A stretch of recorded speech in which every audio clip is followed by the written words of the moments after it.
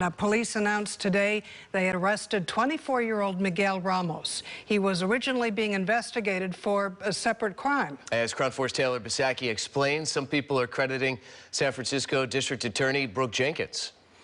San Francisco police took this photo revealing all the narcotics found on 24-year-old Miguel Ramos when he was arrested over the weekend.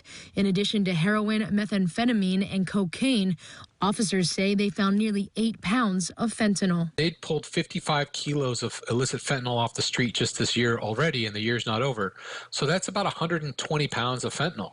So when you think about the fact that one dealer had 7 or 8 pounds of fentanyl on him, and then you think about that we have 300 to 500 organized drug dealers on the streets of San Francisco, that should give you a clue of how much drugs, the quantity of drugs that are actually out there, and how really dangerous it is. Recovery advocate Tom Wolf works closely with the police department and community organizations to address the fentanyl crisis in the city. He says he's happy to see action from District Attorney Brooke Jenkins. This is a complete 180 from where we were a year ago with our district attorney, and it shows that Brooke Jenkins, our new district attorney, is really committed to addressing the street-level drug dealing that's just running rampant on our streets and the drugs that they're selling that are killing 2 people a day in San Francisco. Jenkins announced multiple felony charges against Ramos on Wednesday.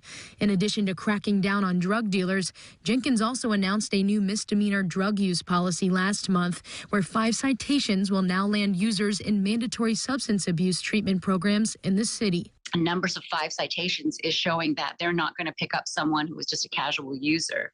They're going to be getting somebody who is continually using on the streets and has obviously shown that they have an addiction and a problem that needs treatment. For co-founder of Mothers Against Drug Addiction and Deaths, Jackie Berlin, the fentanyl crisis hits close to home as her son is an addict living on the streets of San Francisco.